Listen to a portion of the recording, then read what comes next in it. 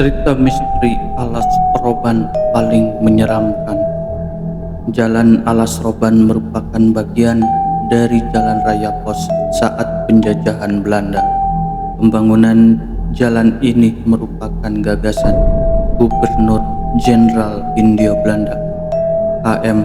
Daendels yang saat itu mempekerjakan rakyat bumi dengan sistem kerja paksa.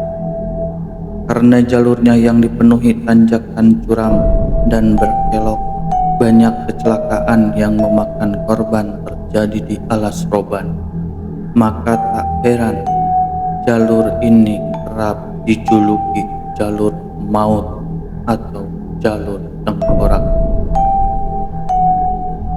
Deretan cerita misteri Alas Roban. Yang pertama, bus hantu Alas Roban. Dilansir dari solopos.com, cerita keberadaan bus hantu ini terjadi di tahun 1996.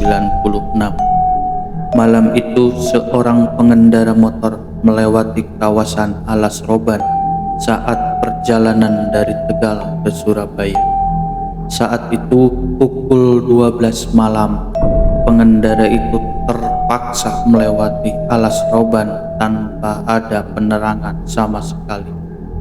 Bertepatan pula dengan hujan deras malam itu. Kejanggalan mulai terjadi saat kendaraan besar seperti bus mengikuti pengendara motor dari belakang. Bus tersebut bukannya mempercepat lajunya untuk menyalip, malah stabil dengan kecepatan di belakang motor pria itu. Merasa aneh, akhirnya pengendara motor memberanikan diri untuk menengok ke belakang.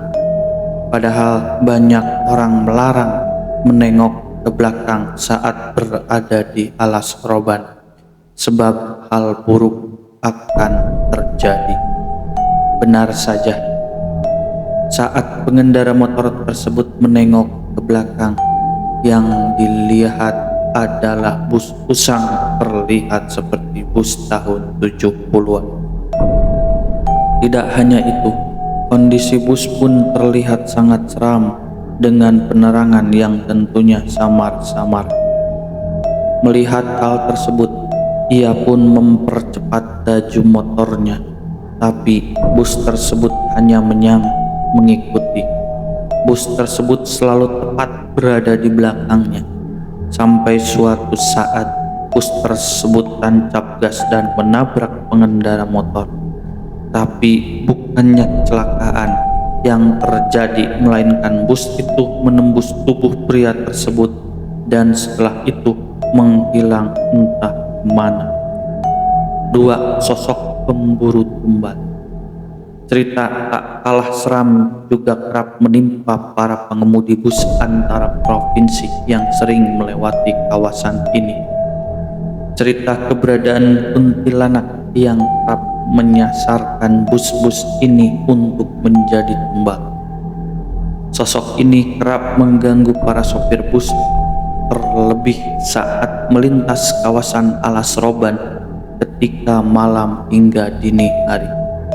Gangguannya pun bermacam-macam, mulai dari pura-pura menjadi penumpang hingga tiba-tiba menempel di kaca depan sopir bus. Akibatnya, sopir bus akan membanting setir ke arah jurang hingga terjadi kecelakaan.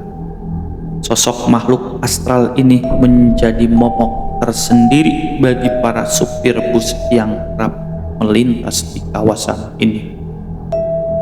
Sampai akhirnya terjadi kesepakatan tidak langsung bahwa penumpang yang hendak memberhentikan bus di kawasan ini harus melambai-lambaikan korek api agar supir bus mau berhenti.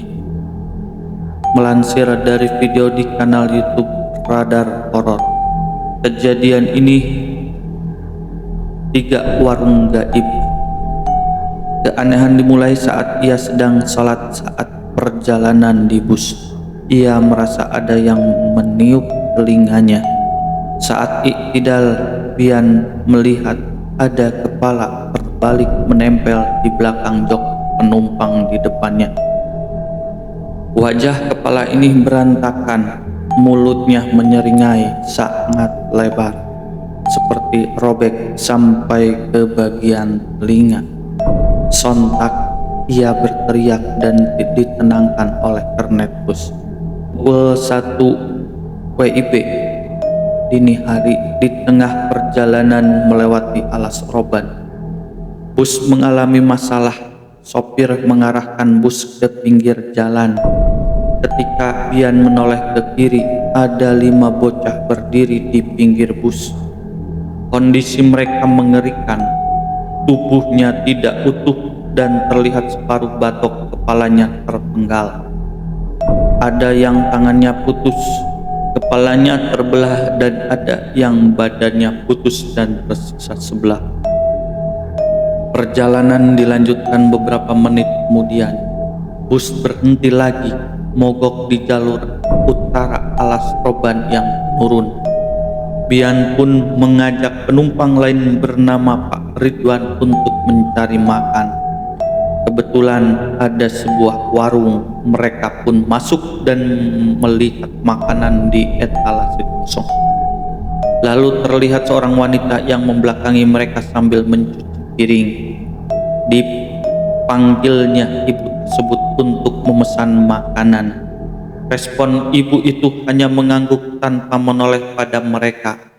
Bian dan Pak Ridwan pun memutuskan untuk duduk menunggu. Mereka berpapasan dengan seorang remaja laki-laki. Usianya sekitar 15 tahun. Badannya tinggi, kurus, dan ia mengenakan kaos serta berbalut sarung. 10 menit, 15 menit, hingga 30 menit berlalu. Makanan tak kunjung disajikan. Bian pun memutuskan untuk menghampiri ibu pemilik warung. Bian terkejut ketika ibu pemilik warung itu berpenampilan sangat menyeramkan. Matanya hanya satu, sebelah kanan saja, karena mata kirinya rusak bercucuran darah. Ia juga tidak memiliki hidung. Mulutnya yang sangat lebar itu menyeringai, taringnya mencuat. Remaja laki-laki yang sebelumnya sempat berpapasan itu juga ikut membalikan badannya. Sarung yang melilit pinggangnya terlepas. Kedua kaki remaja laki-laki itu tidak terlihat, tertutup oleh bulu-bulu yang sangat lebat dan hitam pekat. Badan kurus remaja laki-laki itu perlahan berubah, membesar menjadi hitam.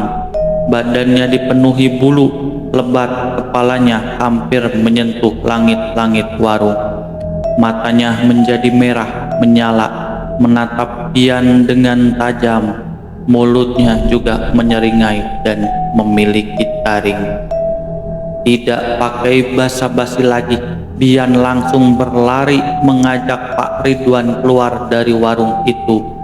Dengan memecahkan kaca, keduanya melompat dari jendela yang berakibat pada kaki Pak Ridwan terluka. Keduanya berlari mengejar bus yang ternyata telah meninggalkan keduanya. Begitu berhasil meraih bus dan masuk ke dalam, kejadian menyeramkan tak kunjung berhenti. Bus justru dihadang segerombolan makhluk halus. Sopir bus itu cepat-cepat menginjak pedal gas dan segera meninggalkan Alas Roban. 4 ringin putih. Cerita terakhir datang dari seorang bernama Hari Kurniawan, atau yang sering akrab disapa Om Hao, dalam video di kanal YouTube Kisah Tanah Jawa. Dia pernah menceritakan kisahnya saat mengunjungi Alas Roban, dan lokasi yang dikunjunginya ini adalah pohon beringin yang biasa disebut dengan ringin putih. Di lokasi tersebut, Om Hao mengaku melakukan dialog dengan makhluk halus berwujud nenek-nenek dan kakek-kakek. Dalam penjelasannya, lokasi itu dulunya menjadi tempat pembuangan mayat. Peristiwa itu terjadi sekitar tahun 1980-an. Kala itu banyak pelaku kriminal yang dieksekusi atau dihabisi secara misterius. Kemudian mayat para korban banyak yang dibuang di alas roban. Om Hao juga menceritakan jika kecelakaan yang kerap terjadi disebabkan oleh gangguan makhluk astral di alas roban. Peristiwa kecelakaan juga disebabkan faktor lain seperti kondisi jalan di alas roban yang memang ekstrim dan faktor lain berasal dari pengendara. Selain di Ringin Putih, Om Hao juga menyempatkan diri berkunjung ke sebuah sumber mata air yang disebut sebagai Sendang Poncowati. Menurutnya, sendang itu dihuni makhluk astral berwujud peri. Penguasa sendang itu adalah makhluk gaib berwujud wanita cantik yang kerap dijuluki Nyai Poncowati. Konon sumber mata air yang dijuluki Sendang Poncowati itu kerap dikunjungi orang yang meminta berkah seperti harta melimpah hingga awet muda.